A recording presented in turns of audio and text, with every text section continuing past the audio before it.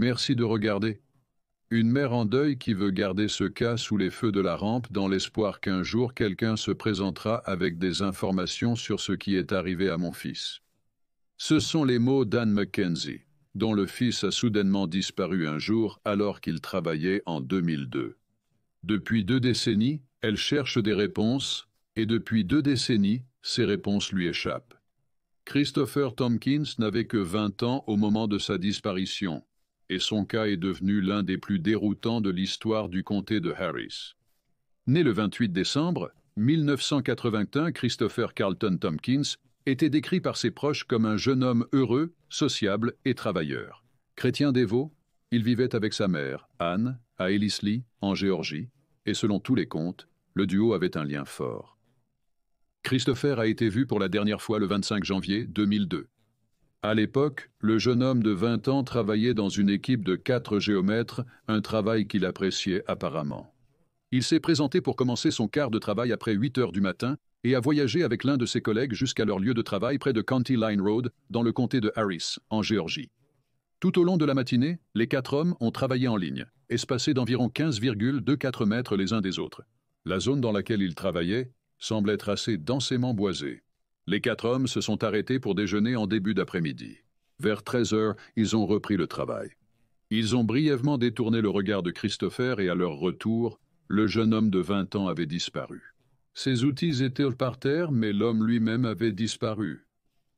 Selon tous les témoignages, les collègues de Christopher étaient déconcertés par les événements récents. Ils n'ont rien vu ni entendu d'étrange, et ils ont donc supposé qu'il s'était enfoncé plus loin dans les bois pour une raison quelconque, peut-être pour se soulager.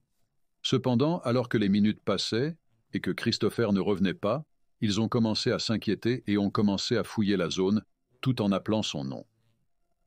Malgré leurs efforts, aucune trace de Christopher n'a été trouvée. Pour des raisons inconnues, la mère de Christopher n'a été informée de la disparition qu'à 4h15 cet après-midi-là. Des rapports divergent sur qui a appelé la police en premier. Certaines sources affirment que ce sont les collègues ou le patron de Christopher qui l'ont fait, mais d'autres affirment que c'est sa mère qui a appelé en premier. Quoi qu'il en soit, on leur a dit qu'un rapport de personnes disparues ne pouvait pas être déposé avant que 24 heures ne se soient écoulées. La famille de Christopher a commencé les efforts de recherche car les enquêteurs ne l'ont pas fait.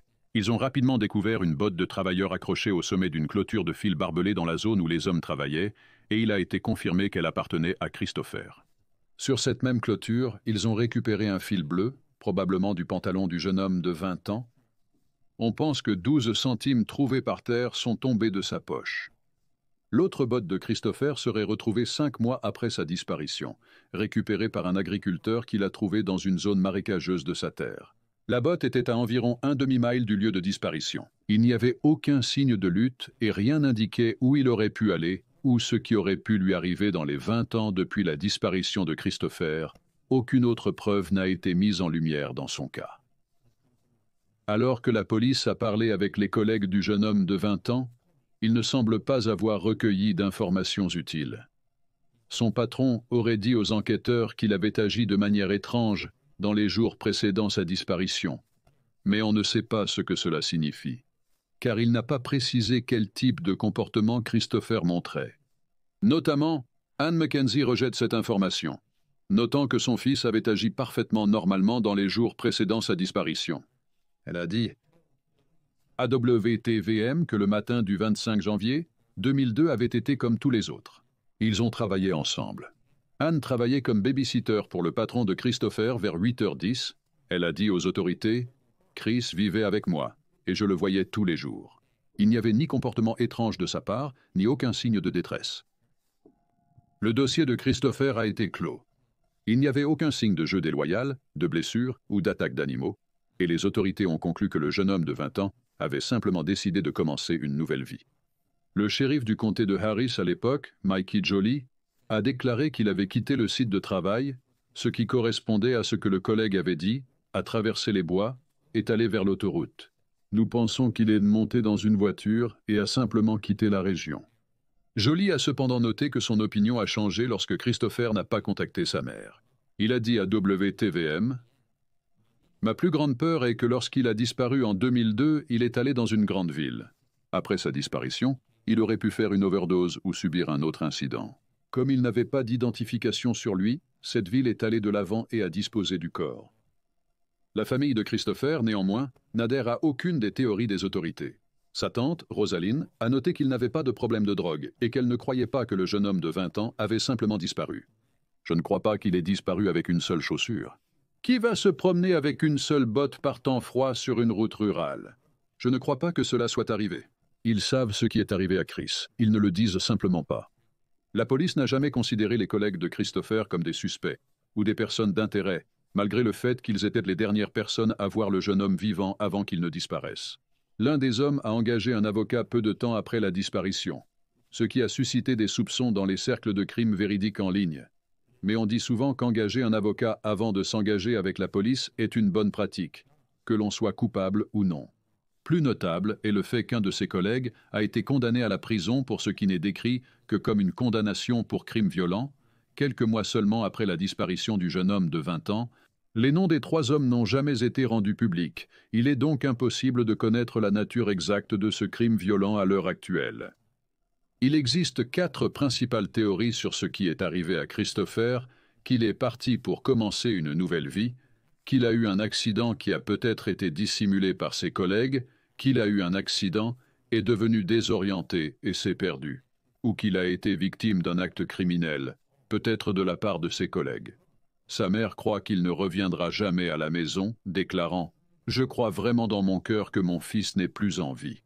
Néanmoins, je dois faire le deuil. » J'ai besoin de savoir ce qui s'est passé ce jour-là et où se trouve le corps de mon fils. Christopher Tompkins, âgé de 20 ans, a été vu pour la dernière fois le 25 janvier, 2002 près de County Line Road, dans le comté de Harris, en Géorgie. Il est décrit comme un homme afro-américain aux cheveux noirs et aux yeux marrons.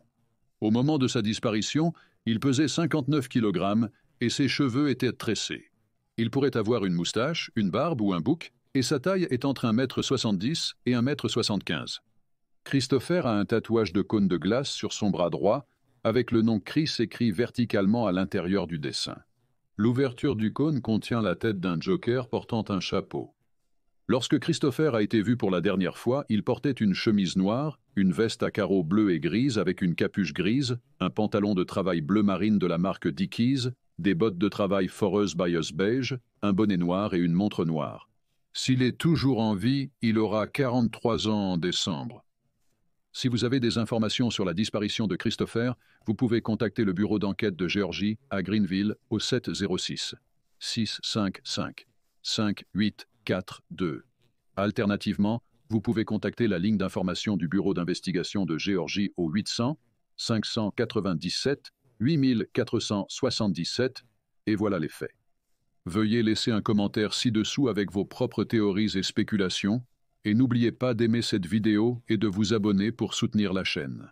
Merci d'avoir regardé, restez vigilants, restez en sécurité et je vous verrai la prochaine fois.